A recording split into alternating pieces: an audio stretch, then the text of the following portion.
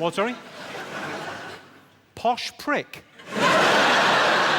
Posh prick seems a bit harsh. What's your name, sir? Miles. Miles. And you think I might be a bit posh? All right, Miles. What's your favourite colour? Blue. Seems like the fairest way to deal with this. You get some B-L-U-E. Number between 1 and 8, Miles. 4. All right. Ooh. It says if you've come as a cunt, you've won. Bit of good news.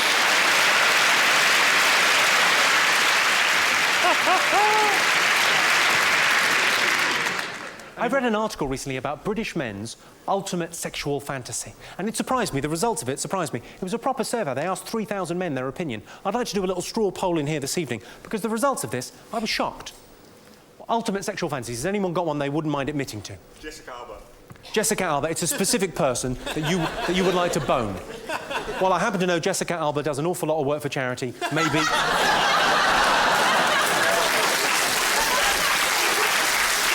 Who's come the furthest? Has anyone come from, like, a long way overseas? Or Canvey Island? Right, now I know Canvey Island, so I happen to know that you've not come a long way from your home. You've just brought it with you. Did you come with him? No, good. Canvey Island's the furthest anyone came. Well, fuck you. You were all in the area anyway, were you? What's that?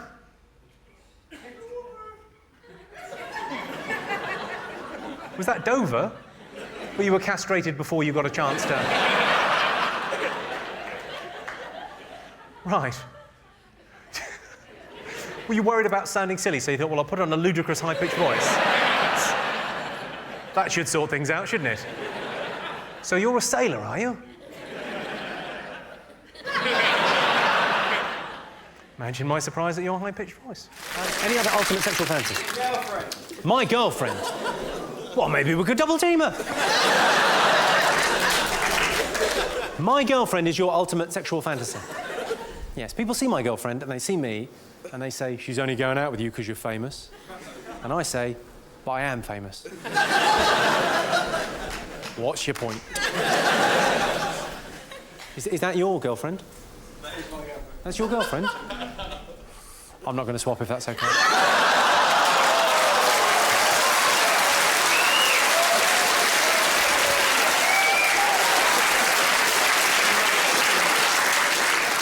Can I just clarify, you are a beautiful lady, no disrespect to you, but he heckled, I had to put him down, and the only way to get to him was through you. I like the way as well, I suggested your girlfriend wasn't good looking enough, and you applauded. Yeah, you'll be using those hands later on, won't you?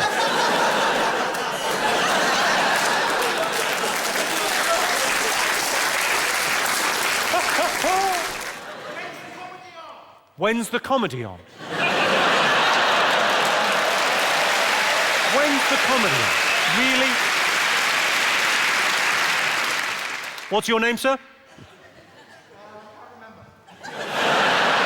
What's your name? David. David? What's your favourite colour, David? Blue. Blue, OK.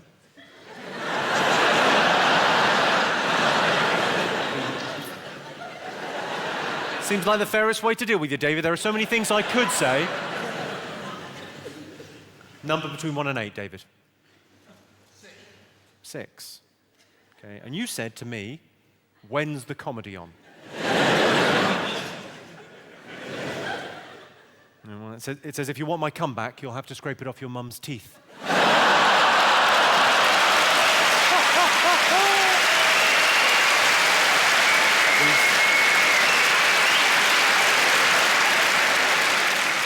These things don't lie, David.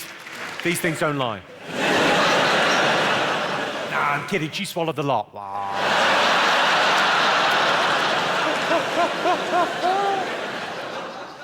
I love swearing. I've always quite... Oh, you're all right, sorry, what was that? I missed a bit of chat. Hi. Sorry, it's not the telly. If you talk, I can hear.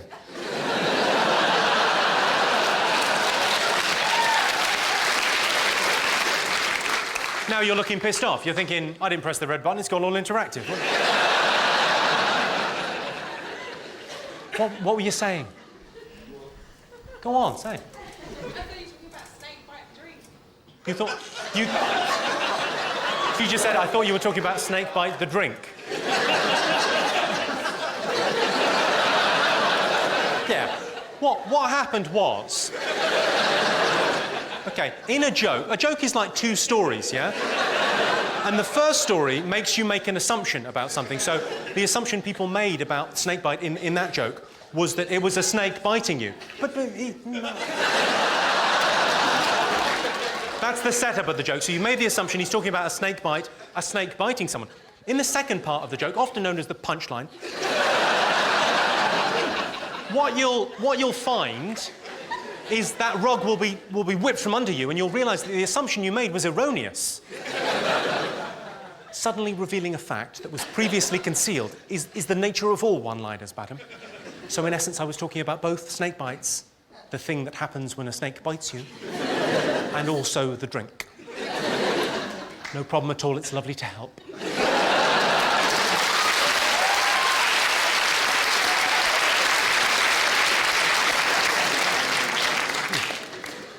It's nice to have you here this evening, because I think one of the charity gigs I did helped pay for the minibus that brought you here. So,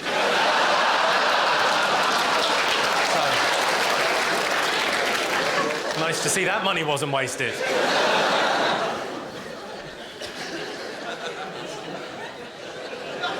Oh, bless her little heart. What are you making of the rest of the show? Or are you just enjoying the spangly things?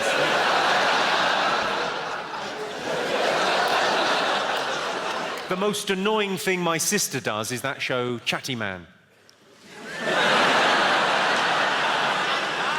That's the most annoying heckle that I get at gigs. I like it when people join in. I like a bit of a heckle and a bit of fun. But the most annoying one I get is when I've set up a joke, just about to do the punchline, and someone goes, invariably it's the same thing. It's always, where's Alan? Where's Alan? It's not my, like, bête noir. It's just a bit annoying. Where's Alan? Who's at your house fucking your dad?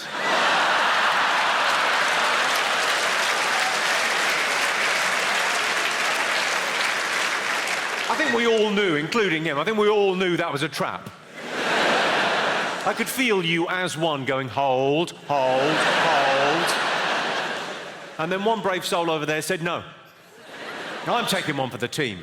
Or rather, your dad is. Of course, not all gay people are happy, camp and fun. Some of them are lesbians. If you're a lesbian and you didn't find that funny, you're surprising no one. Any other ultimate sexual fancies? A Viking helmet. A Viking helmet? What have you got, 2 vaginas? Good, lovely. Any other ultimate sexual fantasies? Schoolgirl. Schoolgirl? And then you've pointed at your man. Yeah, I think we've got a special term for a schoolgirl fantasy now. We call it pedo. Sorry, sir, what do you like? Schoolgirl teacher. Schoolgirl teacher? Schoolgirl, though, really. Yeah, no, because the specialist term for the schoolgirl you are a pedo.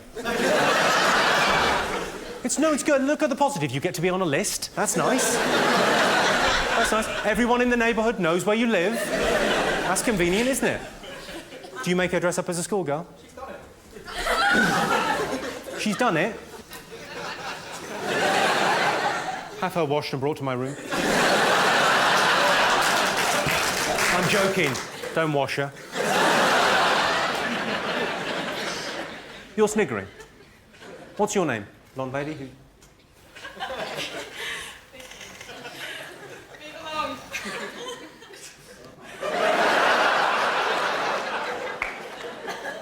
Move along? What are you saying, Vicky? Dance for me, monkey boy? Is he your fella? Well, what do you mean? He's either your fella or he isn't. Is he your fella? Yeah. Sorry, she's saying yes, and you're saying no, and you've gone really red and you look really embarrassed. They're fuck buddies.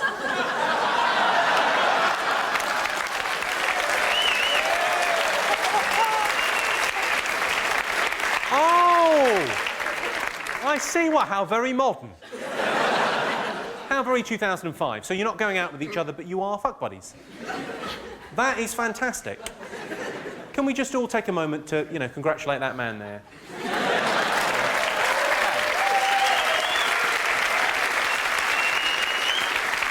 A lot of work has gone into that. A lot of work has gone into that. He's had to buy a Cosmopolitan for a couple of years. Sorry? My parents are going to watch this. And they'll know that you're a dirty little hussy.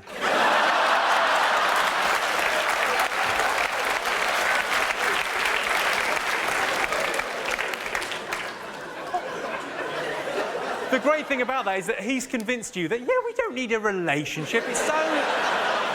It's so old-fashioned. I should be able to sleep with whoever I want to sleep with. And so should you, as long as it's just me. When I say... There must be something else going on. Yeah, there'll be a lot of jokes. It's not every day I get to talk to a slag. Come on. Now...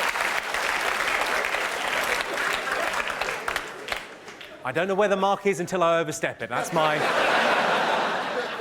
You just did. That is juvenile. Sorry, for those of you that didn't see that, it'll be on the DVD. Available at all good car boots. Vicky's response to that, yeah, she's been called a slag at a show. That's not good in anyone's book, and I apologise for that unreservedly. But did you really need to do that?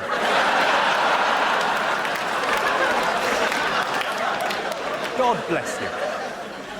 Well, I thought I'd kick off with some jokes, Glasgow, not fuck about too much. I'll pause for breath and say hello. How are you this evening, Glasgow? Are you well? Like an angry mob. Well, I thought we'd kick off properly. We're in a beautiful room, the Armadillo in Glasgow, bloody marvellous. I thought we'd start things properly, yeah? Because everyone's dressed up, it's a Saturday night. Let's start things properly. Let's have a round of applause for the ladies. Let's have a round of applause for the ladies. Yeah, quite right, yeah. Actually, that's probably enough. Looking round, some of them have made no effort. You've not made an effort, have you? I thought what we might do this evening, Birmingham, obviously you've all come out to see the show this evening. I'm very grateful for that. I love my job. I love the fact you come out to see me live. But we're all sort of friends here, and you've bought tickets to come and see me at the show. So I tend not to get heckled in the way that I used to get heckled when I used to play the clubs. When I used to play the clubs, you were unannounced. The venue was bigger than the name, so people would come along, they wouldn't be invested. If they didn't like it, they would shout rude things out. I used to love that, proper aggressive heckling. I thought, well, why don't we? Because people tend not to do it at these kind of gigs, because people don't want to fuck up the evening for themselves or for anyone else. Hold your horses just 1 second.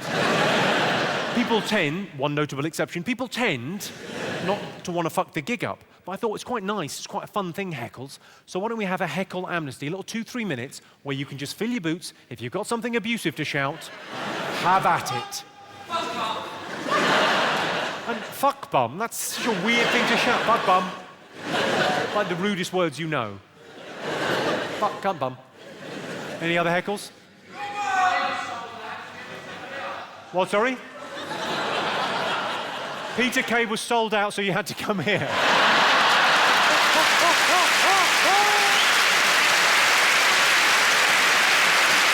Yeah. Unlucky. I bet he wouldn't have called you a cunt. Unfortunately, I'm not Peter Kay. Cunt. And so your comment there is, I haven't made much of an effort. Well, there's some cameras and some fucking lights. I don't know what you had in mind. It's not like I come to your work and knock the sailors' cocks out your mouth, is it?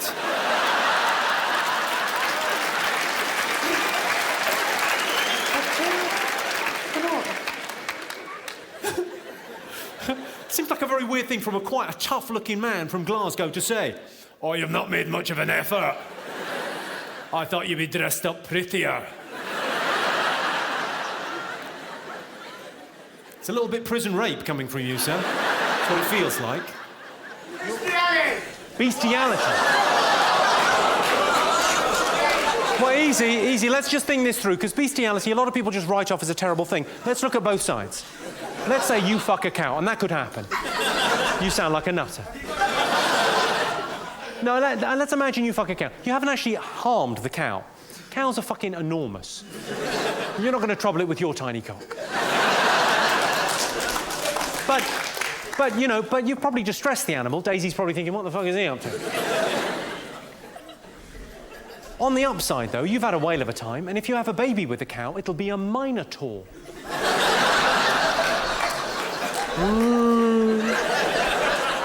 It's like Bully from Bullseye. Just putting it into terms he'll understand. Any other ultimate sexual fancies? An amputee. It's not Paul McCartney, is it? I can't see.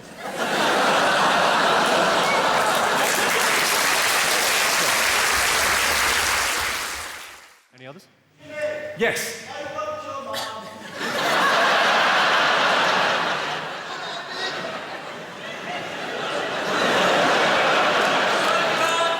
Dad?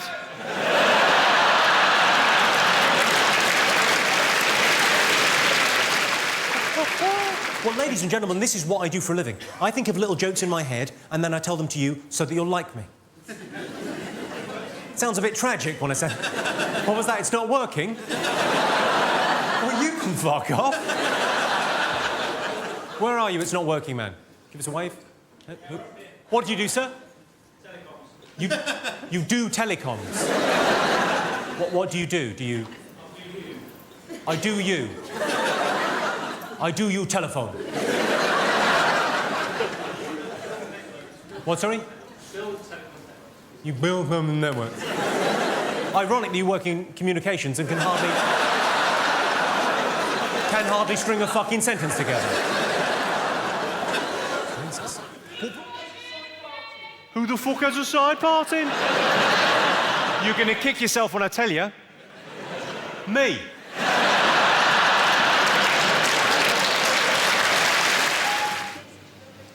My crisps tasted rubbish.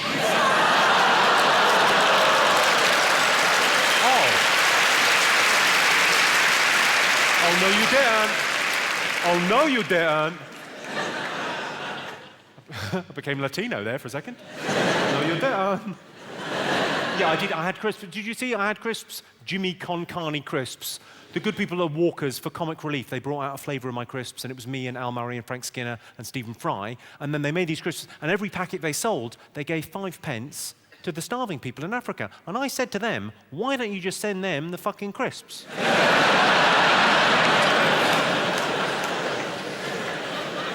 It's got to make more sense, hasn't it? Because they can't be as fussy about the flavours. If you're starving, you're fine, aren't you? Well, these are a bit... Nah, fair enough. Are there any lesbians in? No, my gaydar is pretty much honed in on this pair down there. Hello, how are you two? You all right? Yeah. Are you, I presume you're a couple? Married, yes. You're married? Oh, congratulations. Fabulous. How long have you been married? Since October. Since October? My God, it's new and fresh. Have you even finished consummating the relationship? No. You don't know when you're finished, do you? That's one of the problems with your lifestyle choice. We'll just put that on hold. We'll be back in a minute. Well, so you're married, you're committed to each other. Well, it's maybe a crazy question to ask you because you're in this long-term relationship and you love each other, but what would it take to get you back on solids?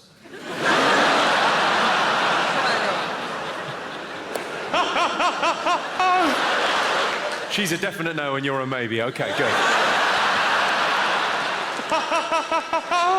Oh, I love my job. I tell you what, I'm going to do a test and see whether we've got any other sisters in the room, see if there's any other lesbian sisters. Like I'm a lesbian, I've got the haircut, come on.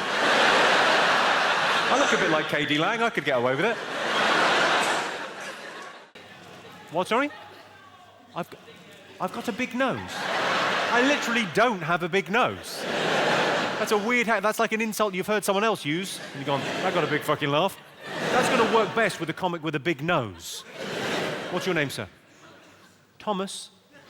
What do you do, Thomas? You're a student. What are you studying?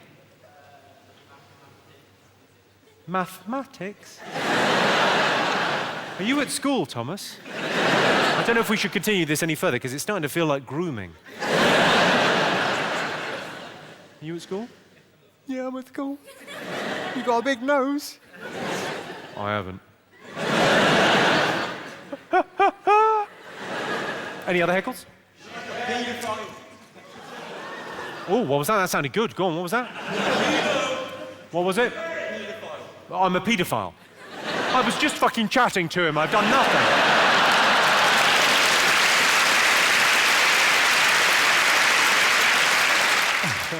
Hello, I'm Jimmy Carr, and I'm announcing my new tour. It's called Jimmy Carr Laughs Funny, because there'll be laughs and it'll be funny, and because I laugh funny. Come and see me. Go to jimmycarr.com for details, dates and tickets and all that kind of thing. You know how to buy tickets. Go and buy some tickets.